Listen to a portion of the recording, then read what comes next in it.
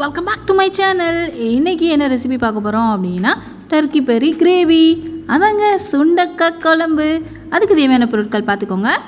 இந்த ரெசிபி பண்ணுறதுக்கு சுண்டக்காவை பறிச்சுக்கோங்க. உங்கள் வீட்டில் சுண்டக்காய் செடி இருந்துச்சுன்னா இந்த மாதிரி சுண்டக்காவை பறித்து எடுத்துக்கோங்க. பச்சை சுண்டக்காயில் குழம்பு பண்ணால் தான் ரொம்ப டேஸ்ட்டாக இருக்கும்.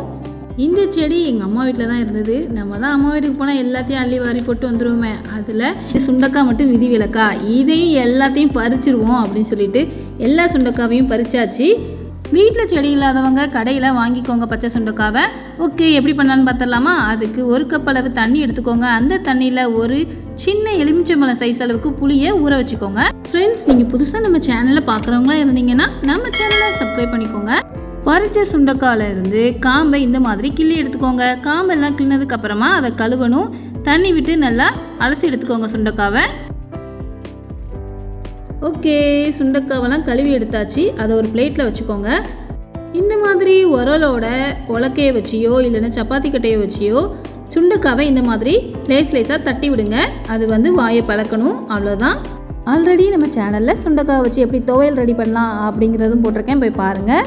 ஓகே, எல்லா சுண்டக்காவையும் இந்த மாதிரி தட்டி எடுத்துக்கோங்க. எல்லா சுண்டக்காவையும் தட்டிட்டு தனியாக எடுத்து வச்சுட்டு அடுப்பில் ஒரு கடாய் வச்சுக்கோங்க. கடாயில் 1 டேபிள் ஸ்பூன் அளவு கொத்தமல்லி விதைகள், 1 டேபிள் ஸ்பூன் ஜீரகம், 1 டீஸ்பூன் சோம்பு, 1 டேபிள் ஸ்பூன் கடலைப்பருப்பு, 1 டேபிள் ஸ்பூன் அளவு துவரம்பருப்பு, 1 டீஸ்பூன் மிளகு. உங்கள் காரத்திற்கேற்ப நீங்கள் மிளகாய் வத்தல் சேர்த்துக்கோங்க. நான் இங்கே 2 மிளகாய் வத்தலை தான் காம்பு கிள்ளி ஆட் பண்ணுறேன்.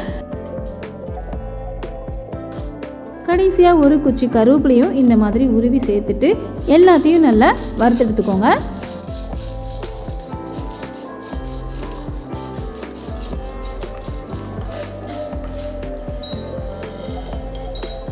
எல்லாத்தையும் நல்லா வறுத்தெடுத்தாச்சு. இதை இப்போ மிக்சர் ஜாருக்கு மாற்றிக்கலாம்.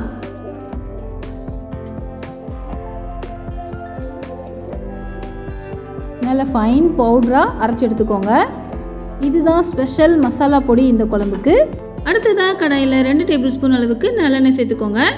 இந்த குழம்பை பொறுத்த வரைக்கும் எல்லாமே நல்லெண்ணெயில் தான் நம்ம பண்ண போகிறோம். நம்ம தட்டி வச்சுருக்கிறோம்ல சுண்டக்காய், அதை இந்த எண்ணெயில் போட்டு நல்லா வறுத்து எடுத்துக்கோங்க. நல்லெண்ணெயில் இந்த மாதிரி நீங்கள் சுண்டக்காவை வதக்கி போட்டிங்கன்னா நமக்கு கசப்புத்தன்மை இருக்காது. அதோட நம்ம நல்லா தட்டி போட்டிருக்கோம் பார்த்தீங்களா, அப்போவும் அதோட கசப்புத்தன்மை போயிடும். இதே இது நம்ம தட்டாமல் முழுசாக நீங்கள் குழம்புல போட்டிங்கன்னா தான் கசப்பாக இருக்க மாதிரி இருக்கும். மற்றபடி கசப்பே தெரியாது இந்த மாதிரி நம்ம செஞ்சோம்னா. சுண்டக்காவெல்லாம் நல்லா வதக்கியாச்சு. அதை தனியாக எடுத்து வச்சதுக்கப்புறமா அதே கடாயில் 2 டேபிள் ஸ்பூன் அளவுக்கு நல்லெண்ணெய் சேர்த்துக்கோங்க. 1 டேபிள் ஸ்பூன் அளவுக்கு கடுகு, 1 டேபிள் ஸ்பூன் அளவு உளுத்தம்பருப்பு, 1 டீஸ்பூன் அளவு ஜீரகம், 1 குச்சி கருவேப்பிலையும் உருவி சேர்த்துட்டு எல்லாத்தையும் நல்லா வதக்கி விடுங்க. கடுகு உளுந்தம்பருப்பு நல்லா பொரிஞ்சு வரட்டும். அடுத்ததாக 10 வெள்ளைப்பூடை தோல் உரித்து சேர்த்துக்கோங்க. அதே மாதிரி 10 சின்ன வெங்காயத்தையும் தோல் உரித்து சேர்த்துக்கோங்க.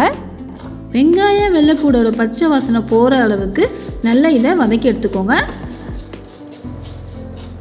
வெங்காயம் வெள்ளைப்பூடை வதக்கினதுக்கப்புறமா ஸ்டவ்வை லோ ஃப்ளேமில் வச்சுக்கோங்க. ஏன்னா நம்ம இப்போது தேவையான மசாலா பொருட்களை ஆட் பண்ண போகிறோம். ஃபஸ்ட்டு 1 டேபிள் ஸ்பூன் அளவு காஷ்மீரி சிகப்பு மிளகாய் தூள், இது கலருக்காக நம்ம சேர்க்குறோம். அடுத்ததாக 1 டீஸ்பூன் அளவு மஞ்சள் தூள், 1 பிஞ்ச் காயம், 1 டேபிள் ஸ்பூன் அளவுக்கு உப்பு சேர்த்துக்கோங்க.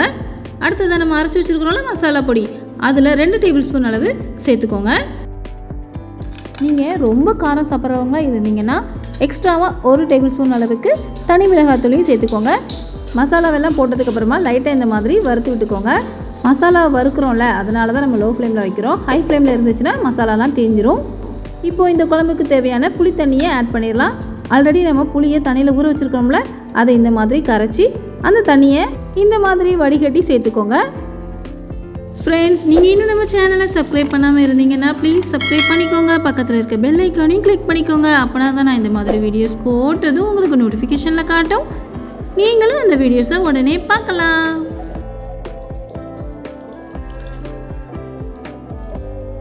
இந்த குழம்புக்கு இன்னும் கொஞ்சம் தண்ணி சேர்க்கணும். அதனால் அந்த புளியிலேயே இன்னும் கொஞ்சம் தண்ணியை சேர்த்து கரைச்சி அந்த புளி தண்ணியவே இந்த குழம்புக்கு நான் ஊற்றிக்கிறேன்.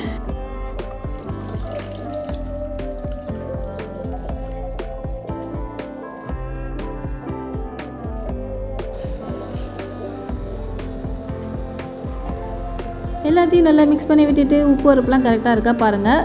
உரப்பு அப்படின்னா காரம், உப்பு, காரம், புளிப்பு அதெல்லாம் கரெக்டாக இருக்கான்னு பார்த்துட்டு இந்த குழம்பு கொஞ்சம் தண்ணியாக இருக்குது பார்த்திங்களா, புளி தண்ணி சேர்த்ததுனால அது கொஞ்சம் திக்காகட்டும். அது வரைக்கும் நம்ம கொதிக்க விடலாம். குழம்பு நல்லா கொதித்து வந்ததுக்கப்புறமா சப்போஸ் உங்களோட பச்சை சுண்டைக்காய் இல்லைன்னா இந்த மாதிரி காஞ்ச சுண்டைக்காய் கடையில் விற்பாங்க பார்த்திங்களா, அதை வாங்கிக்கோங்க. அதை எண்ணெயில் வறுத்து குழம்புல இந்த ஸ்டேஜில் இப்போ ஆட் பண்ணிக்கலாம். நான் தான் ஆல்ரெடி பச்சை சுண்டைக்காவை எண்ணெயில் வதக்கி வச்சுருக்கிறனால அதை இப்போது குழம்புல ஆட் பண்ணிக்கிறேன். எல்லாத்தையும் நல்லா கிளறி விட்டுக்கோங்க. எல்லாத்தையும் நல்லா கிளறினதுக்கப்புறமா ஒரு தட்டு போட்டு ஒரு 5லேருந்து 10 நிமிஷம் நல்லா கொதிக்க விடுங்க. அதுக்கப்புறம் ஓப்பன் பண்ணி பார்த்தீங்கன்னா